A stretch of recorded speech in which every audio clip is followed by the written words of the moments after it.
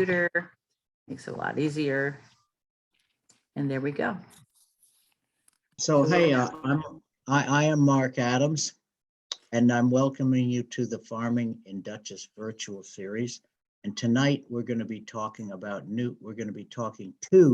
new and beginning farmers and urban farmers. And what we're going to do is try to find out what some of the challenges and opportunities are for new beginning and urban farmers. And in order to accomplish that goal, we have here 4 panelists. I'll call them panelists. I've got Brud Hodgkins up here. He's from the Indoor Organic Gardens of Poughkeepsie. He's our urban farmer. And I have Karen Washington down here on the right from Rise and Root Farm in Chester. I have Emily Watson from Plan B Farm Brewery in Poughkeepsie over here.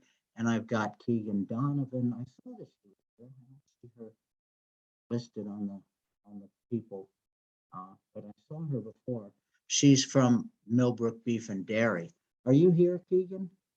I'm here, Mark. How are you? Oh, great. There you are.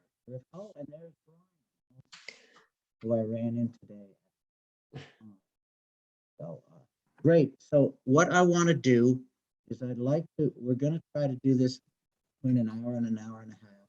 So the first thing I'd like to do is have each of the 4 panelists introduce, well, I've introduced them, but I'd like them to say a little bit about their operation, and maybe even, and I know you already told me this, Keegan, I asked you why you wanted to become a farmer, and you said, I think I'm still trying to figure that out.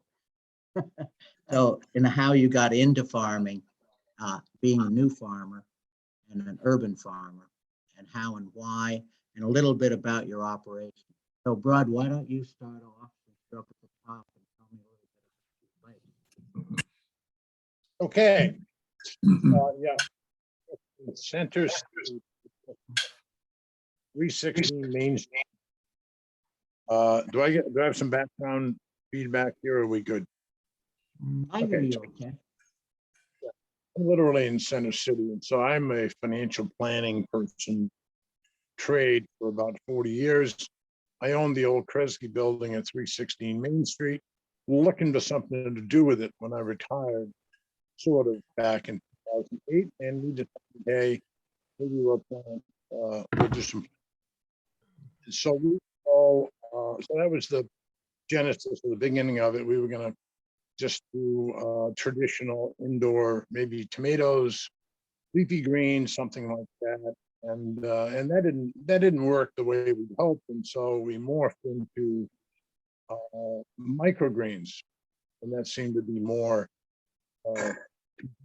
to the property that we had. And we went from doing microgreens, and Adams was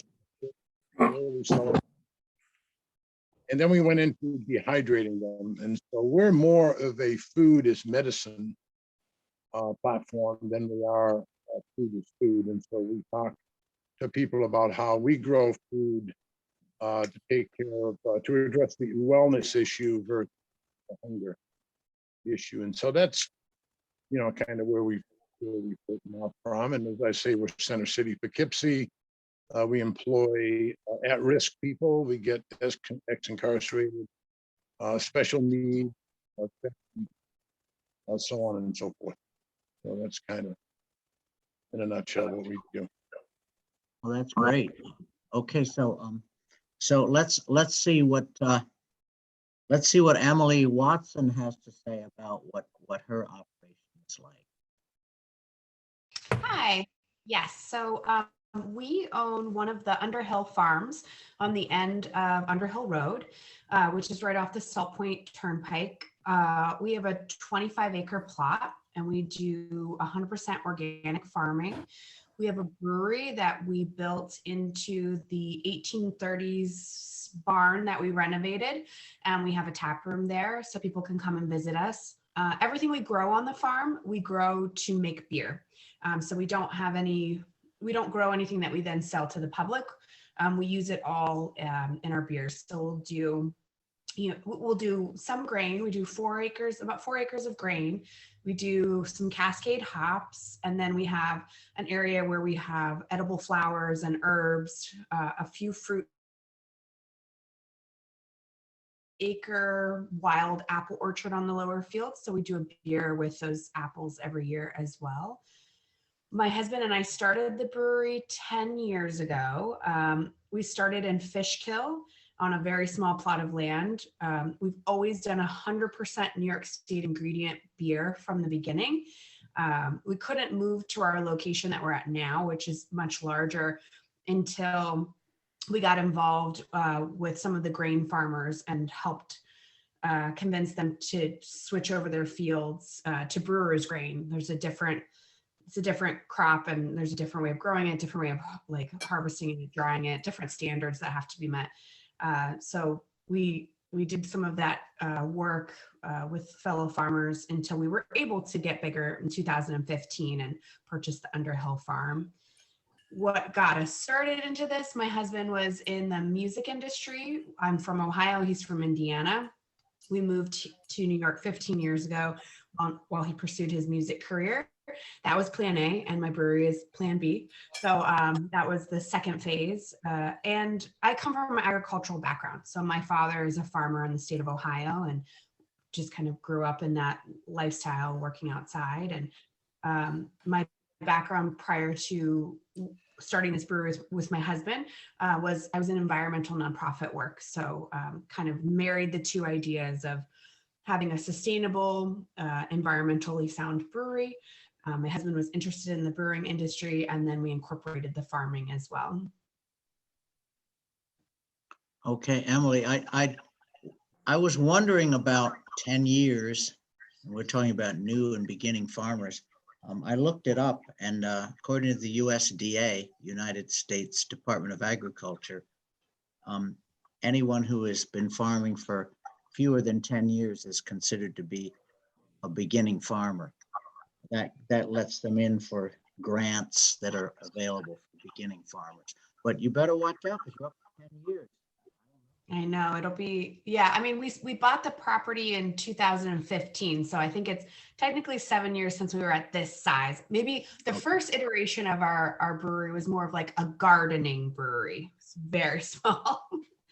Okay, so I'll go to bat for you. 7 years, all right. Yeah, 7 years. Okay, so Keegan, what are you up to there? Alrighty. So my name is Keegan. My husband Brian and I own Millbrook Beef and Dairy. It basically is what it sounds like. We're here in Millbrook, New York, and right now we're milking about 170 cows for Hudson Valley Fresh Dairy, and raising a beef herd of, I don't know, they tend to come and go quite quickly.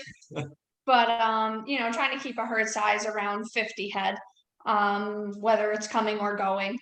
And we do pasture raised beef products and pasture raised eggs as well. We just try and get we have a farm store, and we're trying to get the local consumer back in touch with agriculture, kind of taking out the middleman and buying directly from your farmer, which people have definitely taken a liking to.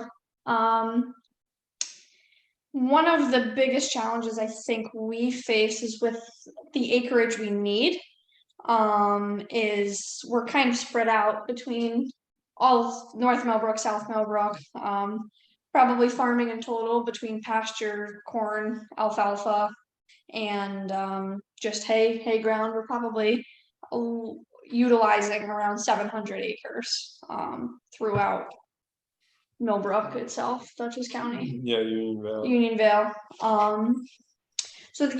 We do a lot of traveling. We do a lot of moving around. What's grown in this field? What's over on that farm? Whose pasture are we using over here? Who's turned out with the bull? So it's a little spread out, just because as we grow, our needs grow for land. And as a first generation farmer, kind of getting into farming, well, I got lucky enough to marry a farmer, and that was enough of of a jump start, but no, I didn't really have a farming background. I was always interested. But I ended up working milking cows one summer in high school, and from there just kind of got into it. So this is our first official year owning the market and starting the beef journey. So it's definitely definitely an adventure. I bet. Yeah, and I visited all of your farms. Trying to find you. And I also went down to see Karen Washington down in Chester. And the first time I went down there to say hello to her, I ended up having to pull weeds for I don't know, maybe a half hour. Then I got. But, I was wondering if Karen could tell us a little bit about her place. Yeah, hi everybody. I'm Karen Washington. I tell people I grow food, I feed people body and mind. So that's my journey. So I come from New York City, really from community gardens. Was doing community gardening work for 37 and a half years, looking at the food system that really was affecting a lot of people of color, and seeing that they really weren't involved in the food system, and started to challenge the food system, asking questions about it, the lack of diversity, the fact that there's a two-tier system when it comes to food, and also the question and the fact that why in the greatest country that we live in, we have hunger and poverty. And so my farming partners come from that background. We've been very active and vocal in New York City, looking at the food system, and decided one day it's time to leave the city and go on the road to find farmland. And it was very, very difficult at time going up down Hudson Valley trying to find land, because the closer you are to New York City, the more land is expensive. And then I always tell people, put your dreams out to the universe because someone will hear it. And I happened to meet this person named Steve Rosenberg, who was at one time the director of Scenic Hudson, and told him about our plight trying to find land.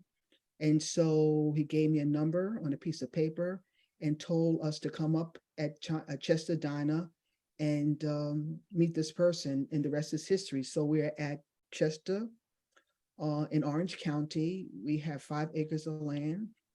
We grow organically. We're not certified organic, but we grow organically. We have a huge connection to, again, community and the community in New York City. We try to make sure that our food is touched, and all types of people are able to eat our food.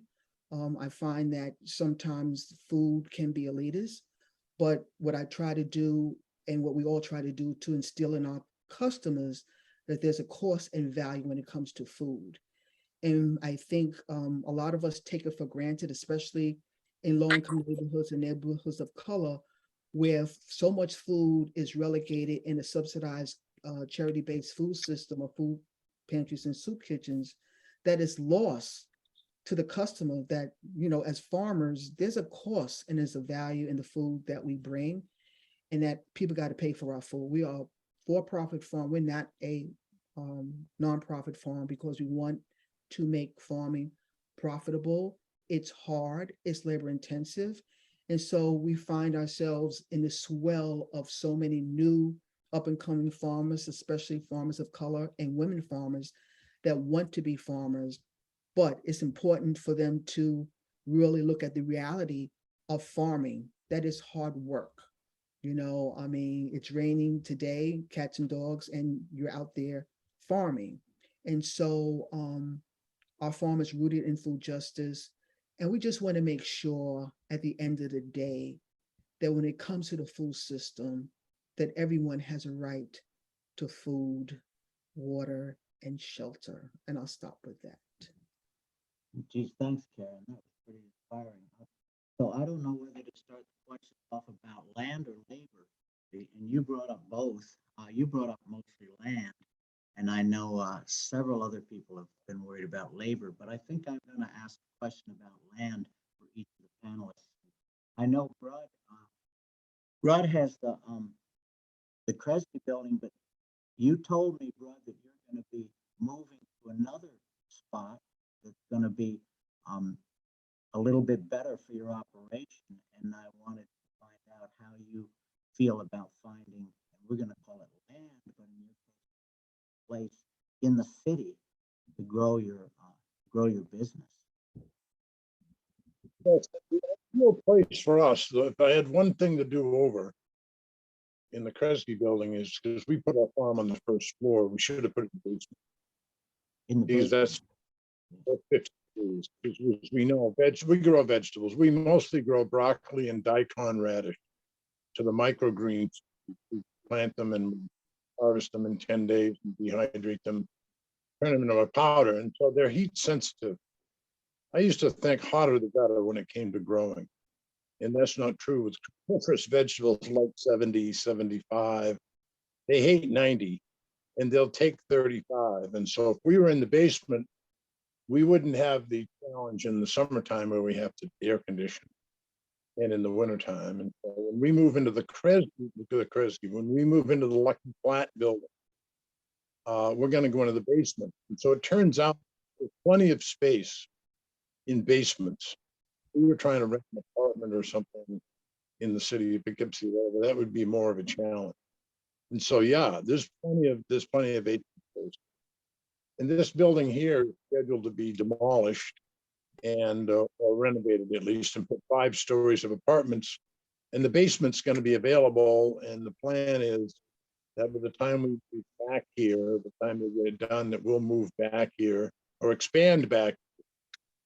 And so we have 17,000 square feet by 10 feet ceiling. And so we measure our farm in terms of not footage, not square footage, but cubic footage, because we're a vertical farm. And so we move back here, we'd have another roughly 20,000 square feet. And so we could grow a lot of nutrients, and we grow nutrients. We're not growing food, as I'd said. For hunger, we're growing food to provide nutrition. And so we don't have all logistical issues having, wagons full of corn or of vegetables if we were growing, mature. So we don't need a lot of land. We don't need a lot of space. Right now we have 6,000 square feet that we use, and about 3,000 growing, and the other 3,000 is harvesting and dehydrating, because we do our own dehydrating here. And we figured out that we grow the same vitamin A, beta carotene, as we would grow if we were growing mature broccoli on 6,000 acres. So we can replicate the nutrients that would take 6,000 acres to grow in roughly 1,000 cubic. We can grow a lot of this stuff. And there's plenty of basements available. Maybe we'd use, so the other part of our model, and I don't know if this is, you want me to go into this, and I'm a central space, is to do some cottage work. In other words, find some other farmers who are interested in growing our product, maybe in their basement. So if you have some extra space in your basement, we could easily contact with people like that, pretty much all over the city. And so Karen, I believe it was Karen. I mean, we're Center City. All of our employees are color, except me. I'm actually quarter Native American, so they kind of throw me in there too. But there's a lot of people that live in Center City that have extra rooms or basements or something, and we could put some of our equipment in their basement and grow that way. I grew up in Appalachia in Maine, up on the border, and I was making maple syrup when I was 8 years old. And that's the way we did it. We went around to everybody in town. There's 100 people who lived in town, so it wasn't exactly a city. And if you had 10 maple trees or 20 or whatever, we would tap them and we'd buy the sap from you. That's kind of the model I'm looking at, quite frankly. We'll make anybody that wants to do a dabble in it, they can, and we'll buy the product. One of the challenges in farming is you got to find somebody to buy the product. So we'll develop the own channel, and And that's probably an overview of what some of the things that we're trying to do. Yeah, the marketing and the finding the people to sell to is another question we're gonna have, but I want to get, that's great, Brud. I want to get Emily to tell us what her situation Brud, is. don't answer just yet. Mark, you need to really either turn your head to the right, I believe, and talk. Way. Oh, Yes. oh, you're there not you go. hearing? Oh, Yes, there geez. you go. Thanks for telling me, man. I can talk loud. Okay, you want me to talk louder? Oh, I was trying to be polite, but anyway. Now we can all hear you. I was hoping that maybe Emily could tell us a little bit about her struggles with finding land. Sure. Well, we were living in Manhattan when we decided to switch gears and start farming, and to start our brewery. And yes, the challenge of finding affordable farmland that's not too far from the city was definitely a challenge. Also finding open space that was farmable. We just got very lucky. I think it's also a matter of, we rented a space that was very small. It was a 1 acre plot just to kind of do our test batches. And then waiting for the grain, the amount of grain we needed in order to be the size we needed to be. We were very fortunate that we ran into somebody who was selling hops that they were growing in their backyard, and said, my father-in-law has a piece of property in Poughkeepsie he's trying to get rid of. You want to go take a look at it? It was never conventionally farmed. It was extremely overgrown, but it was really cheap. So we ended up moving forward with that piece of property, but it took us at least 3 years to be able to peel back the layers of the property. It didn't have running water.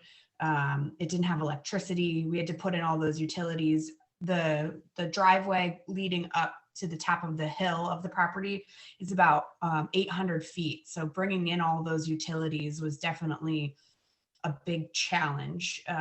We're very lucky though. The soils are some of the best agricultural soils in Dutchess County, which is why we're in the process of selling the development rights of our property through the help of Dutchess Land Conservancy. And we qualify for the Dutchess County grant because our ag soils are just very, very good. Without conventional farming on that property, it was mainly used for livestock. So our main grain field that we rotate what we grow on that field, that was a cow pasture. And so it has years and years of manure that's decomposed on that field, which makes it very easy to farm. I think the biggest challenge we've had is finding farm equipment, because obviously you can't really harvest grain by hand. I mean, you could, but it would take a very long time. And usually when the grain needs to come out of the field, it needs to come out of the field. You can't leisurely take it out. So finding farm equipment that's the right size for that. So we have an antique combine, an Alles Chambers all grain harvester that we found just online searching through that. But it's a very old piece of machinery that's hard to keep running. But that's been the biggest challenge for us is finding, also with hops. I mean, we hand pick our hops and we use them as whole leaf, but there are lots of challenges when farming those ingredients, because they are very time intensive and they do require, cleaning and storage and things that are just challenging that you can't really do by hand. It has to be done with machinery, and we're not a huge farm, and we're not teeny tiny. So we're like this perfect in between where we need something smaller than what's new, and bigger than just using a scythe and doing it by hand. So that's been one of our challenges for sure. Yeah, that's another issue with as far as the farming becomes less, if there become fewer farms in the area, if you have fewer farms, you have a lot of trouble finding equipment. Like if you lived out in the Midwest, you'd have all kinds of equipment dealers right around the corner. But we Oh, yeah. don't have that here. So No, that's a there's not. challenge. Yeah, I mean, that would be great if there were a network of small farmers that had equipment that could be shared or, used, or if there was a rental place that we could all kind of rent equipment from. But not a lot of people are our size doing grain. I mean, and most of the grain is farther north. So like the larger farms that are doing grain are farther north. Okay, well, Keegan, what about you with land? I mean, you seem to have a lot of it, but it wasn't easy to come by.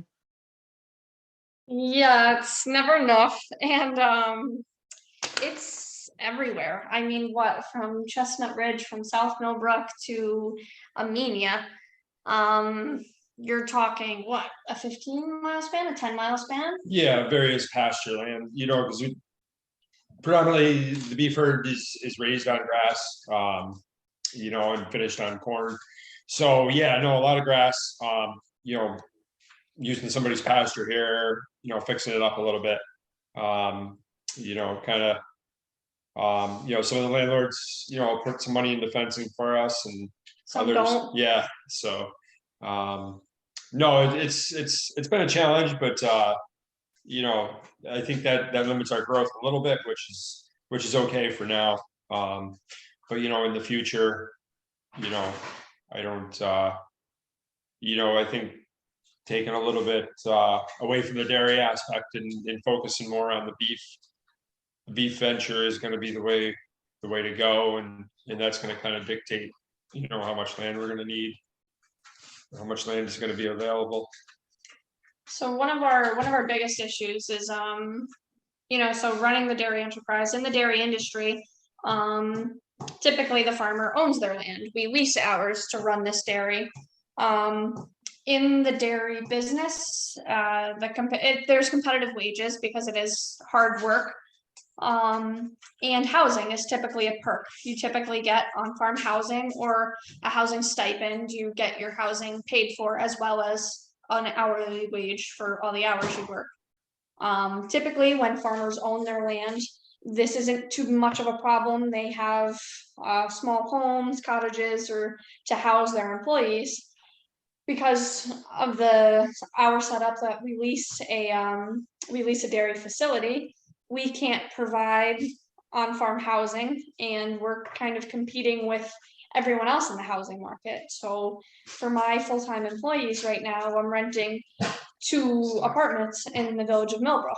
And I mean, I'm just paying a landlord the same way that anybody else would looking for an apartment. So we don't necessarily have the luxury to have them on farm, which is handy for inclement weather, but also a lot more cost effective than going out and renting $1,800 apartments for your employees that you're also going to pay $17 an hour, 65 hours a pay period. So it's pretty, that I find challenging. And then again, the pasture land, you have some landlords, you have some people that'll give you a fertilizer budget and say, here, you have $15,000 to spend, fertilize accordingly. You have others that say, I'm not touching it. If you want to farm it, go ahead. But I'm not going to put a dime into it. And then you're putting fencing, and it gets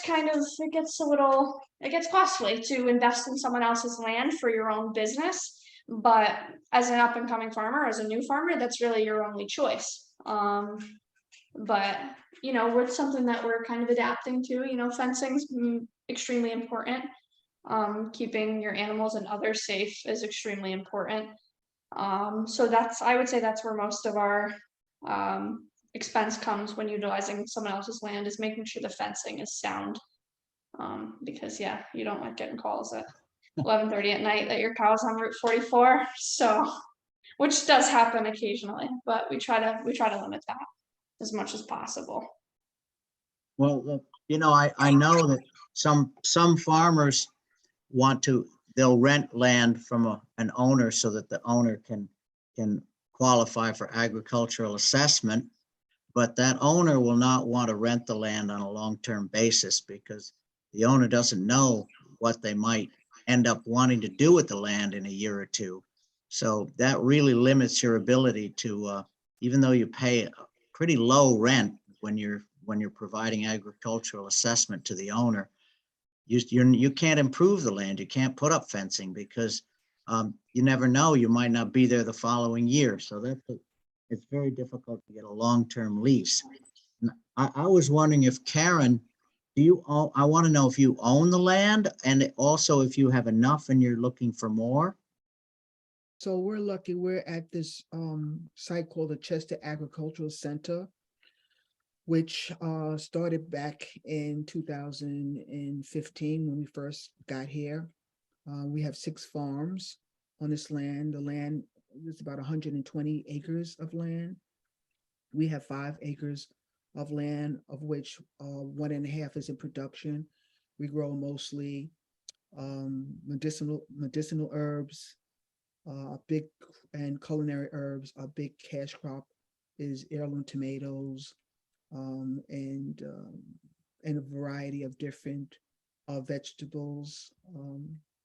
Like I said, we are for-profit farms, so we're at the Chester Agricultural Center, and we are lucky to have a 30-year renewable lease in the Whoa. Black Dirt region.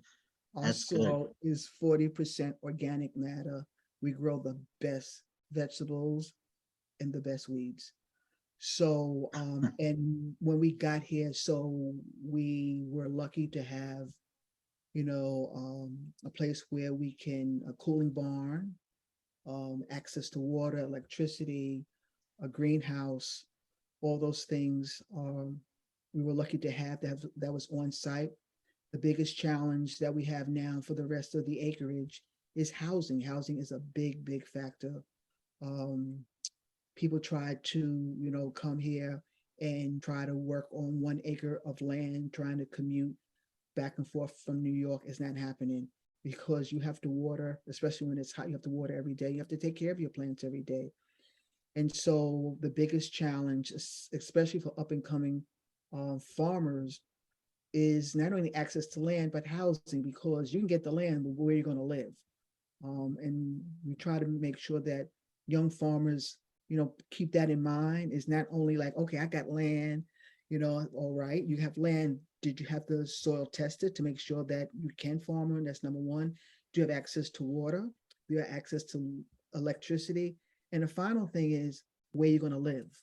So it's it's no good if you have acres of land and you live 30 or 40 miles away. So we're lucky here at the Chester Agriculture Center, and they are looking at housing. As a matter of fact, they just bought the upland part of the farm here, and they're looking at providing housing and a mixture of housing. So it's going to be single homes, dormitory homes, tiny homes, and the decision-making process, which is really good, is based on what the farmers want and what the community wants. And I think that's really good. So they're looking at maybe starting construction of housing within the next year or so. Oh, that's great. That's great. And that brings us to the next topic we want to touch on. I know we've touched on it already in a way, the idea of labor.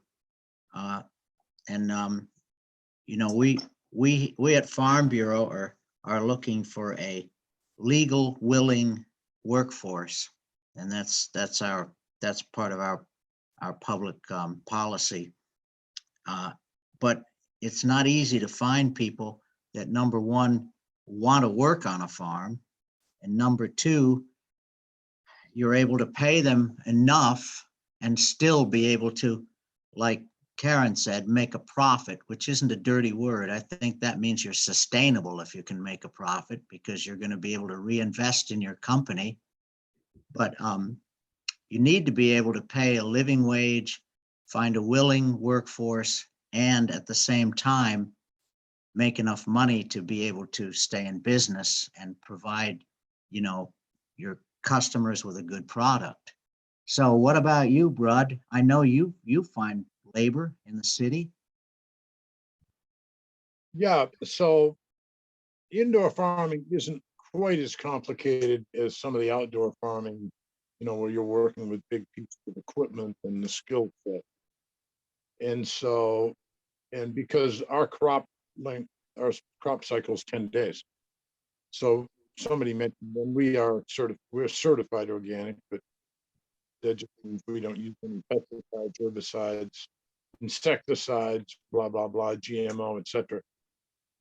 And so and that's a lot of outdoor farming is you got to be a chemist to do that because, you know, the soil keeps changing and you got to make sure you don't diminish it, et cetera, et cetera. So we don't have some of the skill set requirements. And so our workforce doesn't have to have, they do need to work.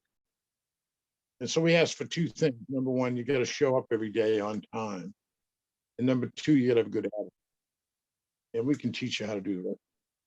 Now, so we have relationships with organizations like Abilities First, the functioning autistic group, fabulous group. So they bring people in. We're just starting to reconstruct that after COVID, of course. We also work with the Criminal Justice Council, Dutchess County and whatnot. And so if someone's been incarcerated for whatever, we don't hire, you know, hardcore felons necessarily, but there's a lot of people who need a chance at getting back on the ladder. And so there's a fair number of those people available. The other issue with farming is you need transportation, and we don't, you know, because those people already live in, you know, Center City, so we don't have to face that. And then we've had a great relationship over the years with something called Nubian Direction. And this is funded somewhat by the state and the county, certainly. And so we have a very robust summer program where we'll hire kids that are looking for work in the summer. And the other distinct difference between our urban is when we're inside a building that's heated and air conditioned, whatnot, so we're year round. And so when we hire someone, we're hiring them for a 52-week year. And if we're doing it outside, and if it's seasonal, because farming is for the most part it is seasonal. And so we don't have the seasonality. We also don't have the weather. You know, I talked to people this year without the rain, my Lord. You know, and I lived out in Millbrook. In fact, I was the neighbor. I lived on Brush Hill, up the road from JSK. And you know, 3 crops of hay was a really good summer, and you got to have 2. And I don't know, did you get 1 this year? You know, with the rain, we don't face the weather. We make it rain whenever we want to in here, and we make the sunshine whenever we want to. So again, some of those challenges of being inside, of being outside, we don't inside. And so again, that cuts back on the skill set that we're looking for. So labor, yeah, labor's not a problem. We've got a list of people who, as we grow, they're waiting to come to work. And we get some really good employees. You know, if you've had some rough spots in your life, and all of a sudden you get out of, you know, you get a chance to go to work. Some of the people really take advantage of it. So we're fortunate on the labor side. Great. Okay, bro, that's good news. How about you, Emily? Yeah, I mean, for us, we've tried to do everything on the farm, just me and my partner. So we do have a family that we get involved. That's mainly the way I grew up doing that, was just when it's time to harvest, you just call everybody, you know. And so we do a lot of that, where we have a lot of friends and family come and help us. But, you know, we've really tried to organize at least the grain in a way that we can do that ourselves, so that if we're going to grow and do more grain, that it's sustainable. You know, it takes 2 people to run the machine, 1 person to drive the tractor and the other person to be on the harvester. There's a platform in which as the seed is coming through, it goes into a bag, and then when the bag gets full, you tie it off and drop it in the field. So you have to have somebody up on that platform. But other than that, yeah, we've been fortunate that we've had our family move from the Midwest here. And being a brewery, it's kind of easy to recruit friends who want to come. I'm And coming. So for us, I mean, yeah, we're a small brewery, so like we're not, if we were a much larger farm operation, yes, we would definitely need more labor. But as of right now, we're fortunate to just be blessed with good friends. So Keegan, what you already covered this topic quite a bit about labor. Do you have anything to add to the situation of what you're trying to find with labor? I think, especially for the dairy, the beef is a lot less labor intensive, which is kind of why I find it more attractive. Because I think it's something that we could just do more with just each other and not have to have, 3 full-time and 2 part-time employees. But in the dairy industry, it's quite the skill to milk a cow, even in an automated system, it's still a skill. And to recognize like when a cow's starting to get mastitis, or looks like they might have a fever, looks like they might have a calf, be wobbly on their feet, have a mineral deficiency, spot a sick calf before it's too late. Those are skills that you don't learn in a day, you don't learn in a month, you don't learn in a year. That takes being in and around livestock every day and for a long time to pick up these things. So I think, the skill set to just, because you could milk a cow that has an infection in their quarter and put it in the milk tank and then have to dump 11,000 pounds of milk if it was contaminated. So there's a lot, like there's definitely A certain- responsibility. Yeah, and those people, like she's trying to say, are few and far between. It's a specific skill set, but yeah. And as more farms go out and go under, and as the dairy industry tends to dwindle, these people become even harder and harder to find, and their wages go up, up, and up because they know how badly you need them and they know how few of them there are. So it's a very competitive. Every dairy Field. farmer needs help, and we all have to pay top dollar for sound help. Well, you're milking now 100 and some cows. Do you have the help now? Yes, yeah, I would say We're in good shape, right yeah. now we're probably in one of the best spots we've Been been in a while. But these are employees that we sought out in like the middle of Pennsylvania that we drove to go pick up because Wow. we can't find them. So you have to go out in dairy country and to go find somebody who has the knowledge. It's just to feed calves and clean pens. That's one thing. That's a summer job. We have a great high school student that's been with us since probably she was in middle school, and she's great at that. But to get someone to like identify infections in quarters, identify illness, identify feet issues, that's a herdsman, and that's a dying skill. Okay. So now, when I was over in Chester at Rise and Root, visiting Karen, I saw a whole bunch of young people all there that Karen was mentoring, and I was trying to join in and help out. Everybody there was 50 years younger than me. So are those people that you were mentoring that day? Are they working and part of your labor force? So we're very conscientious about labor and labor issues and how people should be treated. And so when we first started our farm, we were paying ourselves $1 an hour, then went up to $3, then $8. And this is our 3rd year where we are paying people and they are being paid more than they're being paid. Well, I think last year we were paying ourselves $12 an hour, but now, and our employees $15 an hour. So now we're all $15 an hour. We have 1 full-time staff member and 4 part-time staff. And when you came to see us, that was our community day. So to give back to our community, because, you know, we've been a model for people who have started in community gardens in New York City and they want to farm. And so in order to, you know, tell our story, we had to have community days, because if not, they would be coming up every single day asking questions. And so the last Saturday of every month, we have community days where people can come up from 10 to 1 to visit our farm. So from 10 to 12 is a tour of the farm, and also an activity. So the activity can be either planting, weeding. Those are the things that people like to do, planting and weeding.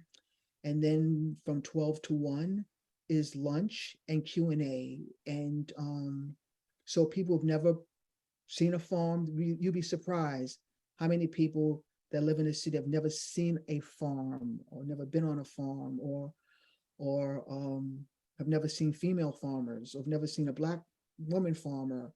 And so to give people an idea of how hard farming is,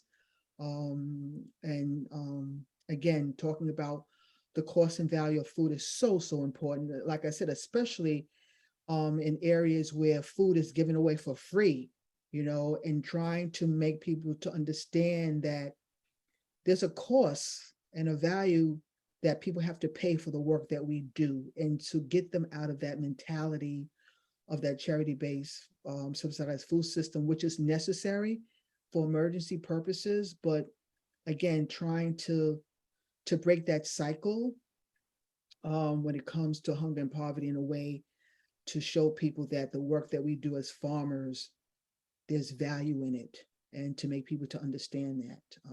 One thing I would say, even with our farmers market, that we'll never turn anybody away because they're hungry. You know, no one, you know, so if someone comes to our market and said, you know, we're hungry, can we have something to eat? You know, I would always say, take a bag and fill it up, because at the end of the day, sometimes you bring that food back home. And so again, as you have to look at the human aspect of people who are dying to have food, you know, fresh food, and to again, to make sure that they have access to that food, and that and provide dignity for people who for so long have felt they're not part of the food system, or felt that they don't deserve fresh produce. It's important for us to make sure that, you know, that you deserve that as a human being. You deserve access to healthy food.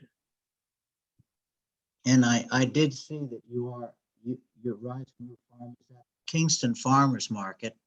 And I know Keegan is at the Millbrook Farmers Market. And this does bring me up to the next question I'd like to ask everybody, is about where do you have trouble selling your product? One of, I think, of the opportunities of being here in the Hudson Valley is we do have a lot of people around here.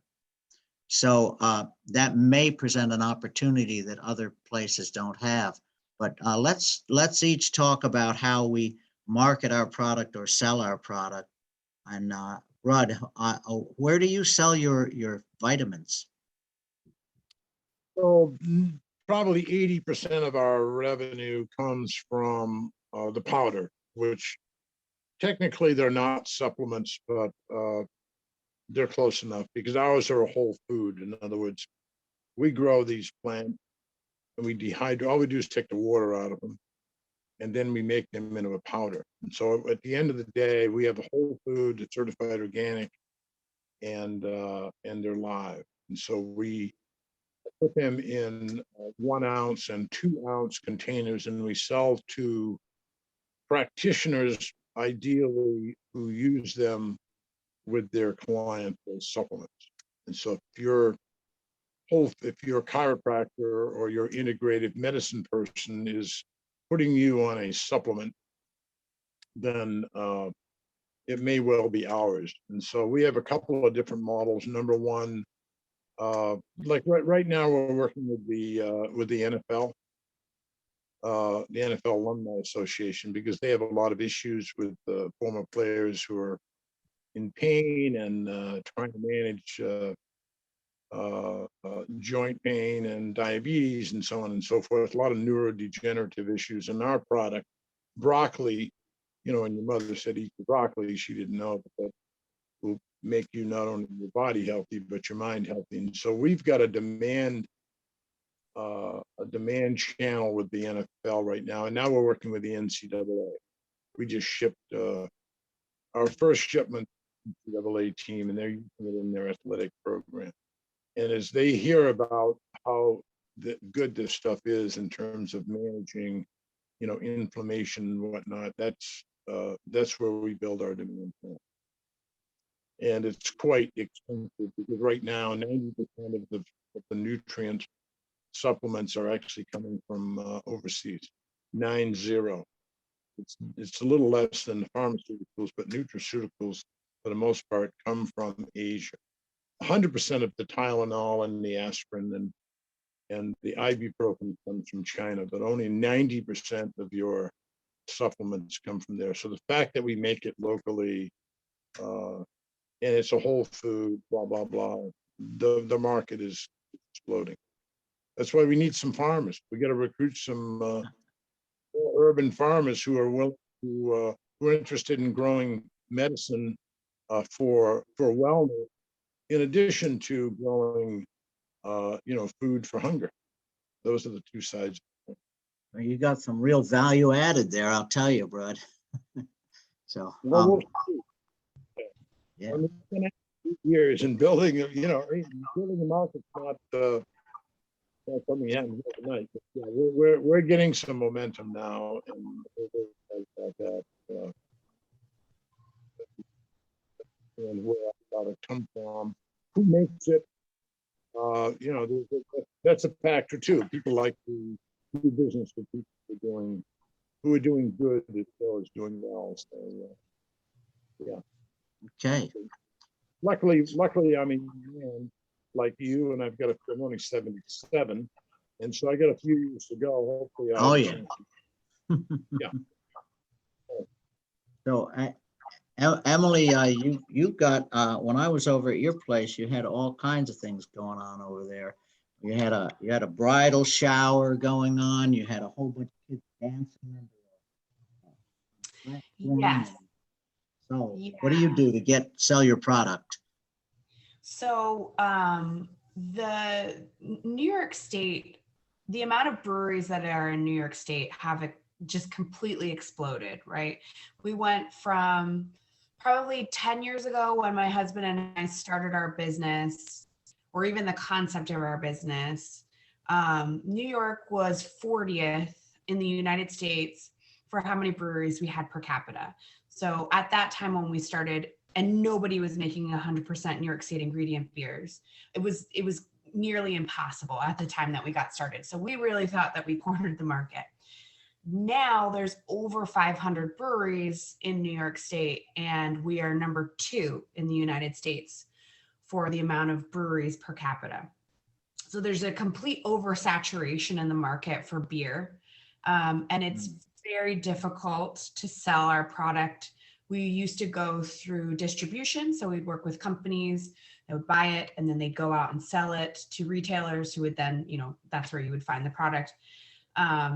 Which due to COVID, most of our beer went down into New York City, or stayed in the Hudson Valley, or went up to upstate New York. And then we had beer go to Boston as well. That was our second largest market. But that world is kind of closing, and this brewery bubble is starting to pop. And we're seeing more and more breweries go out of business as the curve is kind of swinging the other way, and the marketplace being oversaturated. Consumers are not as interested in our story, I think. We have a very unique story of how we came about, but there's a lot more grain and hops being produced in the state of New York.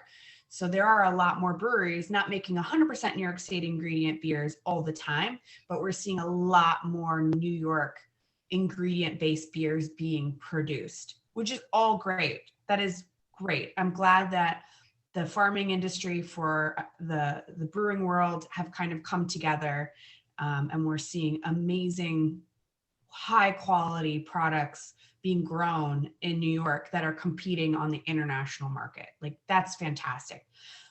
It's not great for a small brewery if you can't move your product, though.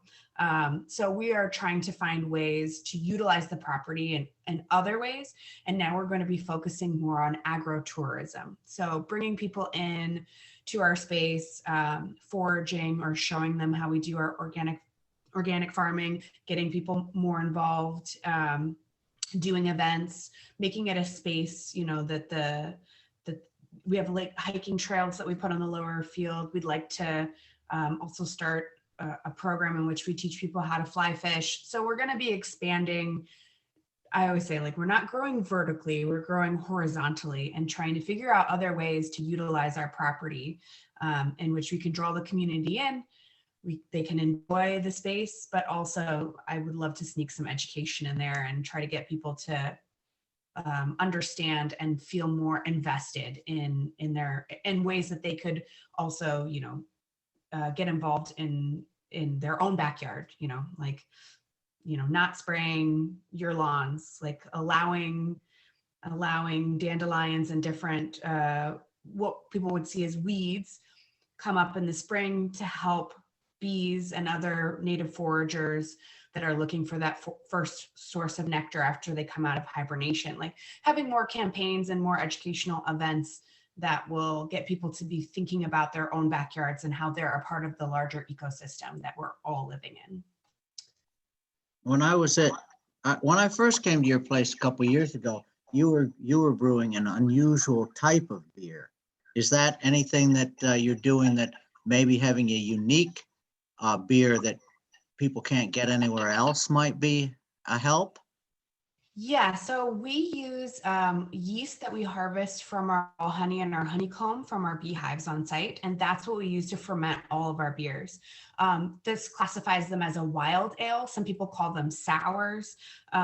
It's because of the natural microflora that's in our area that that the beer is very dry, somewhat tangy. It will have like a yogurt, kombucha, wild wine or wild cider flavor profile to it.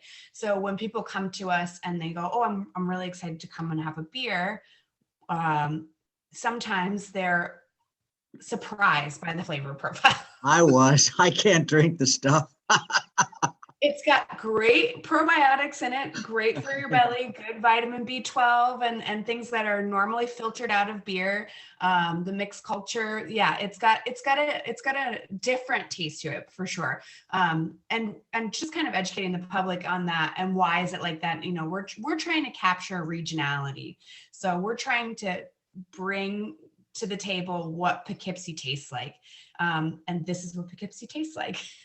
We're not controlling it, we're just presenting it. So I think, and I think, again, in the world of like beer and it being such a very competitive market right now, it is good that it's an outlier, that we're different. But at the same time, I think when people are going on these brewery trails and they're trying to get to as many breweries as possible, I think sometimes I think we're a little bit of a shock to the system. Well, you do have other beers, though. You don't have all just that one kind.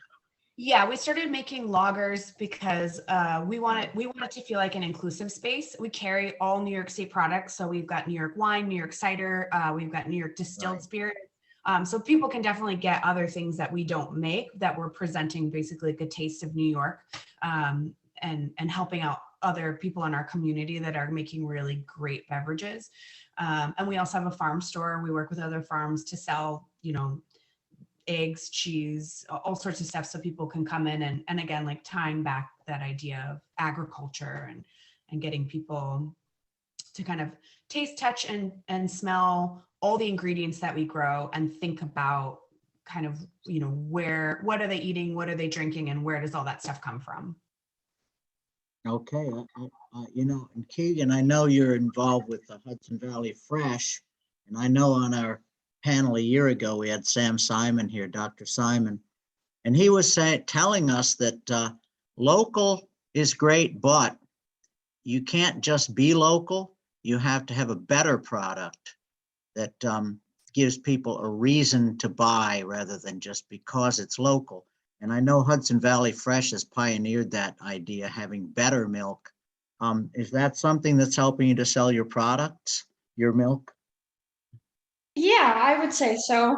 To be a Hudson Valley Fresh farmer, it's a more rigorous criteria than to sell to Hood or Crowley or, some of those larger milk corporations.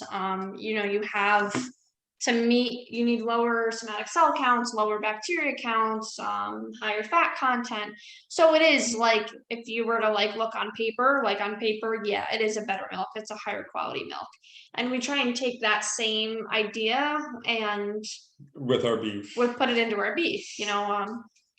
This is a pasture raised product. This is a cow that was raised ethically, sustainably as possible. We work with a distillery, Shady Knoll Distillery, and their waste product, all their apple pressings from their apple brandy, are cowsy, and that's a really great fattening source to finish out an animal. To in the last couple months of their lives, you're gonna push corn, you're gonna push high fat to get that marbling that everyone likes to see in their ribeye steak. So the sustainably raised and just having an overall better flavor profile, I think helps us with our beef. And then being a part of Hudson Valley Fresh, which is already a bit more well known in the community as well. Being affiliated with a superior group of farmers is definitely a blessing, I think. Yeah, and going back to the Hudson Valley Fresh motto, the carbon footprint, try to work, try to keep that carbon footprint low for a higher quality product. Is kind of what we're striving for, using some of the local butchers. Currently, we're using one in Connecticut right now, just because of their efficiency. But that tends to be one of the other problems too, is slaughterhouse availability, slots. Oh, yeah, that's crazy. But also having a presentable package, a nice attractive label, cryovac, consistent, cutting of the steaks. Yeah, so. With our farm store where you were on a wild goose chase for me today, down in Chestnut Ridge. So that was our prior location, and it wasn't a very high traffic location. You needed to know where you were going. You were never going to pass it. You were never going to end up on that road if you weren't going there. Now we moved on to one of our other farm rentals, which is up on Route 44. And we opened this past weekend, and just the traffic was, oh, I'm coming from Connecticut, I'm coming to Millbrook for breakfast. Oh, I'm going to a track meet, I'm going to the winery, so it's a lot better of a location, and people come in and they just want to know, they want to learn. And like Emily was saying, the agritourism is a huge Untapped. Yeah, a huge market. People want to know, people want an experience. There were chickens running around the farm store, outside. People just stopped because they wanted to see chickens. I mean, I have 200 chickens. I could go a day without seeing chickens, but to some people, this is a new experience. And they're like, oh, can I see where the eggs come from? Oh, they lay them in here. How does that work? Same thing with the cows, oh, they just kind of meander, do their thing, eat when they want, drink when they want, have a very free lifestyle. And I think that being a pasture raised and not being like a feedlot mentality, I think people like purchasing a product that they know was not only sustainably raised but ethically raised. This animal never had a bad day in its life until it ended up on your plate. Well, why did the chicken cross the road? Because he was a free range chicken. Exactly. So Hey, Karen, when I was up at Kingston Farmers Market, that place is amazing. Kingston is turning into the new Hoboken. I mean, it's amazing up there. All kinds of people flooding that market. And is that a help for you folks there? Yeah, but I think Emily was the first person to talk about the experience of agritourism. You have to think outside the raised beds. You're not going to make money just doing farmers markets and CSA. You have to think, be creative, and agritourism is the way to go. I mean, we get a lot of, as a matter of fact, we had a huge event on Friday, and people are willing to pay for that experience of being on a farm. And since we do a lot of educational work, we're part of a farm school, New York City School of Urban Agriculture. So a lot of colleges now, because they have a curriculum based on food justice and food sovereignty, they now come to us to see what food justice looks in action and to speak with us. So they pay, you come to our farm, you got to pay. So, and, we get a lot out of it. It's the experience of being on a farm and just, using that as a way of revenue. The last Saturday of September, we had a talent show. Who knew that we have a talent show on the farm? So again, you got to think of things outside. If, like I said, we're a for-profit farm, so we can't get grants, like the nonprofits do. So you have to think of innovative ways on how to get people out to your farm. And believe it or not, a lot of people like to pull weeds and like to compost, and I didn't enjoy the it. weeds are medicinal. So they come and they, you think about dandelions, or people just come and just a mud walk, they just want that experience. So if you're going to survive, you have to leave the traditional way of farming and really be really creative. I'll tell you, when I did visit last time, I stopped in Chester for lunch. That used to be Bodo's Opera House. And, Chester's a cute little town. It's really a quaint place. I think that's going to be a big help, to get people over there. And like I said before, we're in the middle of a huge population area with a lot of people. So that shouldn't be impossible to get people to come to the farm. Okay, so I think we've covered quite a few topics. What I wanted to do is see if there are any questions from people in the audience. I don't know. So there was, Mark, don't forget to talk to the right. Here I am. Every time you do that, you sort of, it's just kind of, it sounds like. Well, my screen is on the left. That's the problem. Yeah.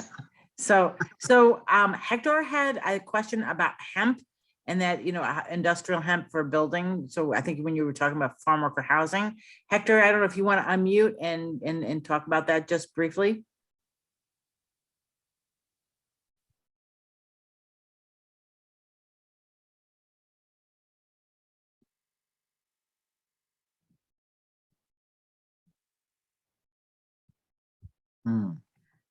I guess not.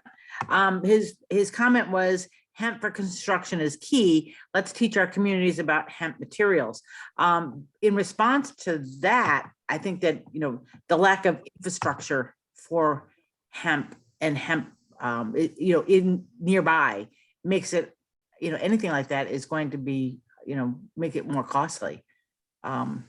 That's just my 2 cents, but yeah, you have to have the infrastructure in order to make that work. So, and hemp is not as easy a product to grow as one might think. It's not easy to harvest because the harvesting equipment gets all gummed up. Yep. Yeah.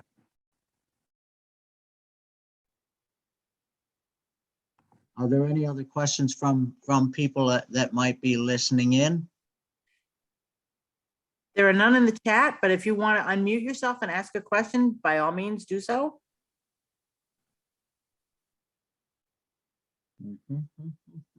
I guess we really covered it, didn't we?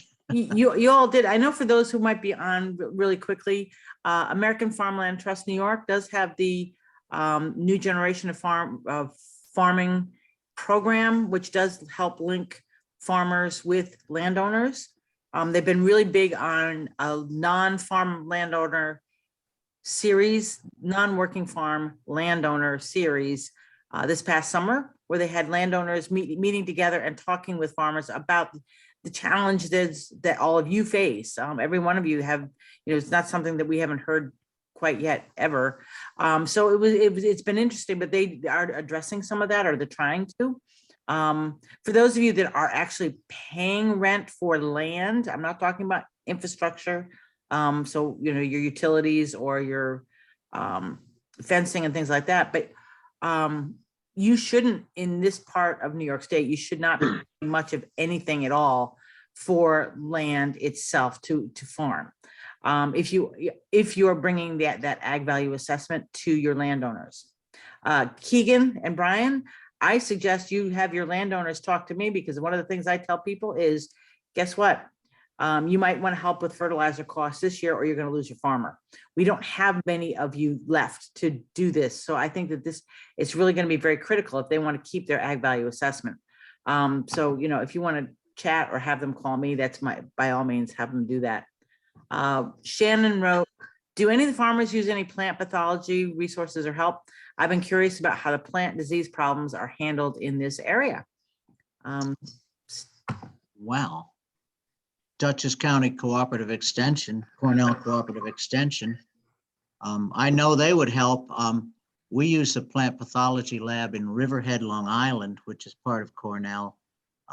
There's one of the world's leading plant pathologists, Marjorie Daughtry, is there, and she'd be willing to look at samples of any kind of she deals with that all the time. So you could send your samples out to her. And who's the person who's works more with vegetable crops rather than greenhouse crops out there? But that's the place to go. Yeah, either there or even the Eastern New York Commercial Horticulture Lab, in Highland. And we also have Gary Bergstrom from a field crop perspective up at Cornell University itself in Ithaca. So we do, so Cornell does have the research scientists to address plant pathology, if that answers your question. I know you could find them through Jennifer, right? I mean, you would could find them with Stephanie, because I'm more of an. Sorry, Stephanie's on the call too. Yes. Okay, Stephanie. Teresa Ruzinek, TR28 at cornell.edu is our guru and really great with anything vegetables, plant pathology. Oh, good. Yeah, anything. Oh, yeah. Cornell and Cooperative Extension has all the resources. You came to the right place. Thank you, Maura. Shannon says, thank you. Okay. All right, Shannon. Let's see now. I think if we don't have any more questions, I'm just going to say this has been a wonderful experience for me. I got to meet all of these new people. I've known Brud for a long time. The rest of you I haven't known that well, but it's been great visiting your farms and seeing your places. And I think we're really getting on track here. I want to remind everyone that we are working as an advisory council to the county executive, and we're heavily invested with the planning department. So anything that the county and, anything about zoning or any types of county things that would help, we can kind of try to smooth the way. And another thing, I'm on the advisory committee for our Sean Patrick Maloney, who's only going to be my congressman for another couple of weeks. And then he's being moved to a new district, so he won't be my congressman anymore. But he's helping out with some of the federal issues. And then we have Sue Serino is our state senator. She helps farmers, and we've got a lot of help here from the government, and we need to let them know what we need, and they're willing to help us. So with that, I guess, I don't know. Should I say goodbye or what? So, so let's see. So Karen, you're the only one that's not from Dutchess County, and I'm really sorry that because it's not something I can help you with, but certainly you utilize your team at Cornell Cooperative Extension for vegetable issues. Teresa's fantastic. She's in Ulster County. I think Mary Ulrich as Cooperative Extension in Orange County. Really utilize those people because I think that they can help you in a lot of different ways. Make sure that when you're doing agritourism that you're following state law. There are laws pertaining to agritourism, what counts and what does not.